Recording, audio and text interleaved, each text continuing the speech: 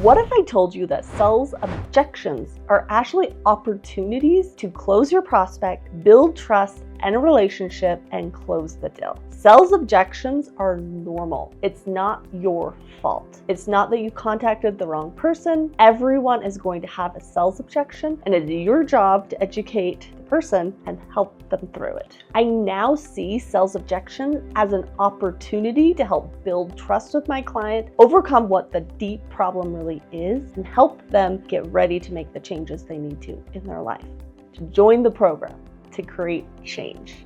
Because sales is really about selling a belief in your client. It's not about selling whatever you're selling. It's selling the client a belief in themselves that they can change and they can become better. Sales objections are a normal part of the process. You didn't do anything wrong if your prospect has an objection. The prospect is usually interested when they have an objection. It just means something about their beliefs or how they understand things they're unsure. And so it's a great time to teach and walk them through what it would look like, how they can do it, and find those beliefs they have about themselves so that you can clear them up and help them move forward. Today we're going to talk about the three main objections. There's I don't have the time, I don't have the money, and I don't have the belief. Whether it's the belief in you, but mostly it's the belief in themselves.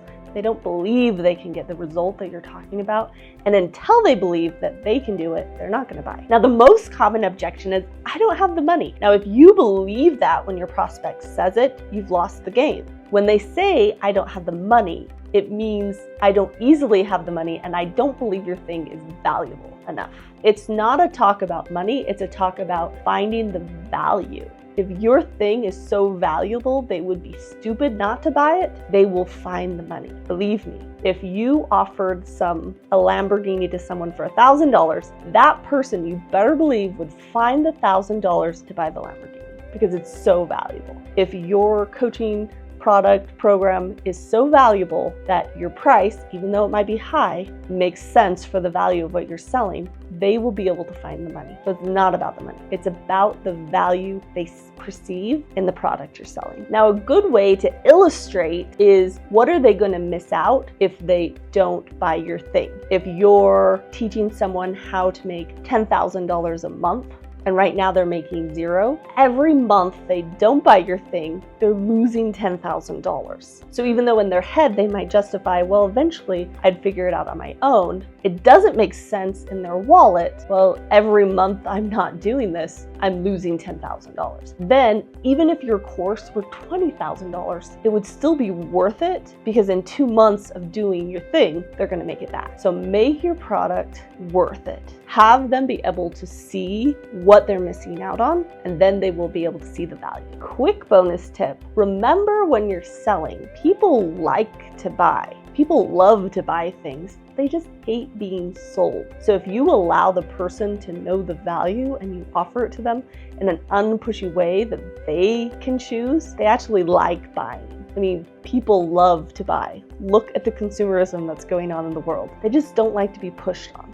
So remember that when you're selling, that your prospect wants to buy. They want to have their pain go away. They want to have someone help them. The next common objection is, I don't have enough time. Now, the funny thing is, everyone has 24 hours in the day. It's not about time, it's about priorities. What are you prioritizing in your life? Is the thing that you're selling enough value that they're going to prioritize their time to do it? And if they did your thing, would it make them be able to have more time freedom in the future? If they do your program, will it lighten up the responsibilities that they have so that they can have more time in the future? Think about these things when you're going through the objections about time. When you receive an objection, your job is not to fight them. It's not to prove them wrong. It's not to try to convince them. People don't like those things. It's to be able to come to them, to their level, and explain what it looks like. So you might say, you don't have enough time. I used to think that for years. And the crazy thing is, me thinking I didn't have enough time led to X, Y, and Z. When I started doing your solution, I found I really did have enough time. I was just prioritizing it wrong. And now that I do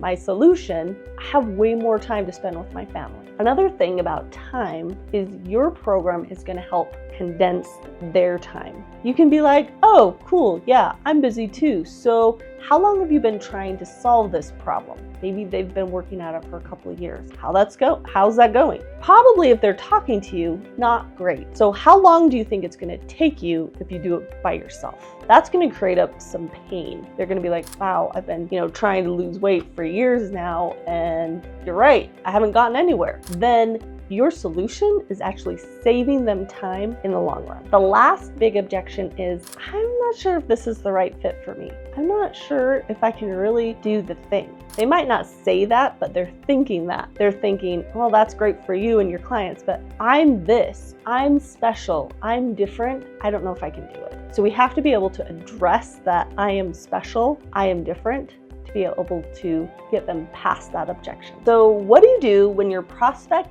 doesn't believe in themselves? It's not a belief about you and what you're going to do for them. It's a belief in them. What if they invest in it and they aren't able to do it? What if they fail again? That's painful. And they need to be able to get over that to be able to buy and to be able to do whatever it is you're selling. So Alex Hormozi is a genius when it comes to selling. And he says you have to address their fear head on. You have to say things like, what would be the worst case scenario if you bought this program that you're afraid of? And get to the root of what it really is. Maybe it's like, I don't think I can really do X, Y, and Z. What if I fail?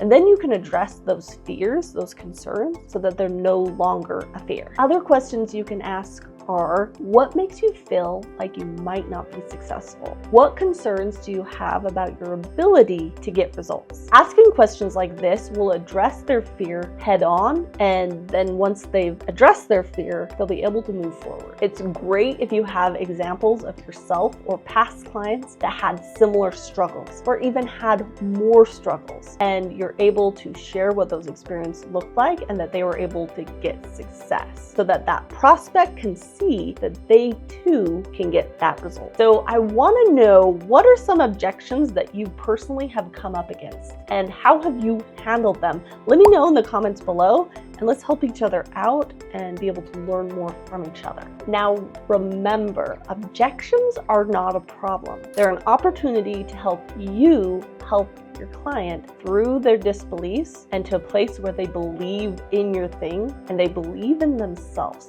And that's what you're doing. Objections are not the problem. They're only the problem if you believe they're the problem. So the next time you're on a sales call and someone brings up one of those objections, no, it's not true. And it's your chance to help your client through that objection and on to believing in themselves and be able to change what their future is going to look like.